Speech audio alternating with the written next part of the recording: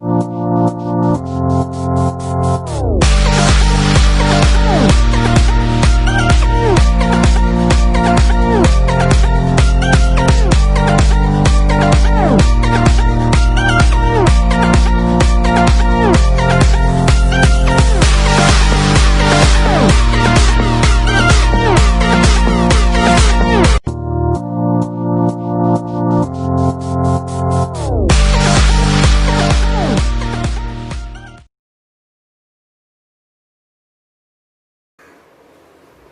there and welcome to another session of accountancy for the 12th standard with me Vishwanath sir. Today we shall continue the chapter financial statements of a company and understand more intricate points which we have to deal with. Okay, so far we finished off with the balance sheet and we finished off with some items in your statement of profit and loss. Okay, where we did revenue from operations, other income which adds up and gives you total revenue. Okay, basically the revenue from operation is nothing but sales minus the sales return, while as the other income are those which are not related to the normal course of business. Together the actual income earned and the other income, they give you the total revenue. After which we will go to find out what are the total expenses, okay? And in that we try to find out first the cost of raw materials consumed. Remember, the cost of raw materials consumed is nothing but the opening inventory of raw materials plus the purchases of raw materials minus the closing inventory of raw materials, okay? So that will give you your cost of raw materials consumed. Now we go to, and also we did purchases of stock in trade and changes in inventory. Changes in inventory is nothing but the difference between the opening stock and the closing stock of finished goods, working progress and stock in trade. Now we go to a new item altogether which is known as employment benefit expenses. Employment benefit expenses means a payment made to and for the benefit of the employee. Okay, examples we can take as wages, salaries, bonus, leave encashment, staff welfare expenses, and they are shown in the notes to accounts because the total of this then we put it as a consolidated figure.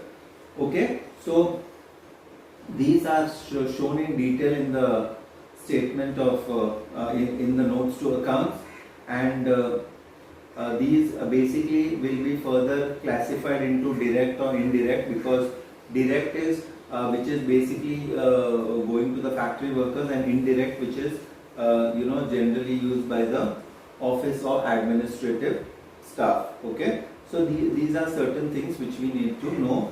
That is, in the direct expenses there will be wages, bonus and leave encashment. Okay, wages, bonus and leave encashment. Instead of salary it is wages, bonus is there for both of them, leave encashment is also there for both of them. Okay, so now let us go to the bifurcation with the help of example and let us come to know whether it is shown in employment benefit expenses or no. Wages, yes. Salaries, yes. Entertainment expenses is not shown because it's not a part of the salary which goes to the employees. Then bonus, yes. Gratuity paid also, yes. Conveyance expenses, no.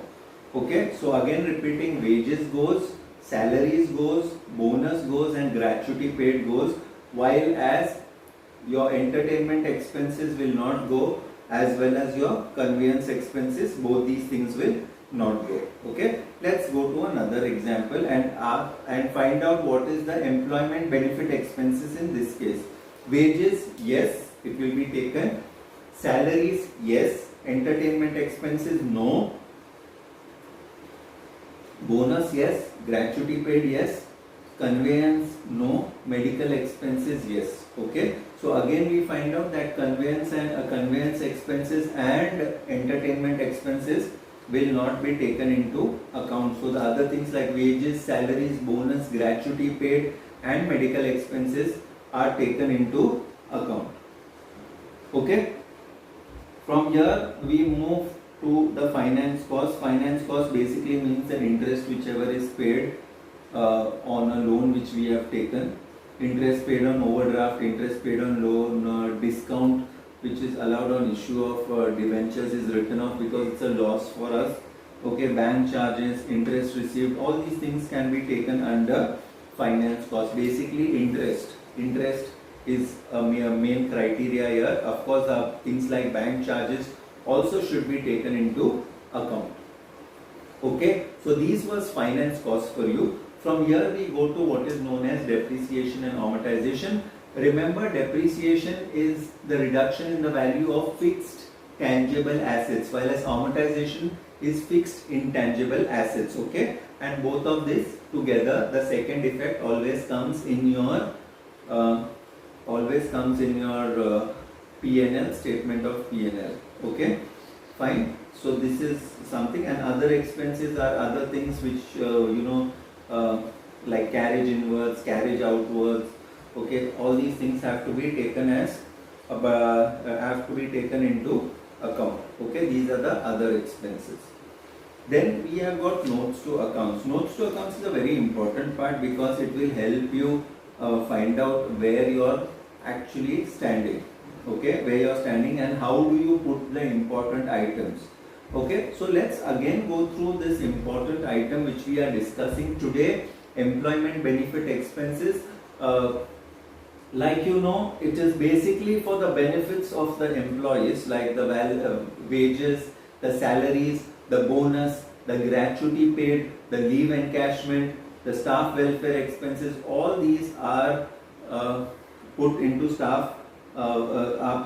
employee benefit expenses, and they are shown in a notes to accounts. Why they are shown into notes to accounts? Because then it will simply create a clutter in your statement of P&L. So we make it into a separate note and then we put the full amount of the note into consideration. Okay, so your employment benefit expenses can further be divided into direct and indirect. Indirect, you will have the wages. Wages is a very important component. Along with that, you will have bonus and other and you will have your leave encashment. Okay, so whatever is done at the factory stage where production is taking place, those are known as your direct expenses, and which is taking place in your office. Whoever is working in your office, they will get salary, bonus, gratuity paid, P&L, your leave encashment. All these things can be taken into consideration in the administrative part of it, so it becomes indirect expenses. So your direct and indirect expenses of your employment benefit expenses will form the total of the employment benefit expenses. Okay, so this is how it is to be shown. So certain items like wages, salaries will come under your employment benefit expenses. Entertainment expenses will not come because it's a general expense.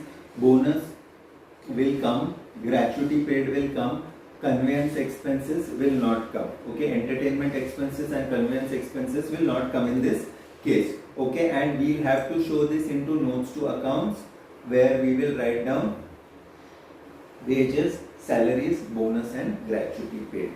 Okay, let's take up one more example which we have already done before. Wages, yes, it will go to employment benefit expenses. Salaries, again, yes, it will go. Entertainment expenses, no, it will not go.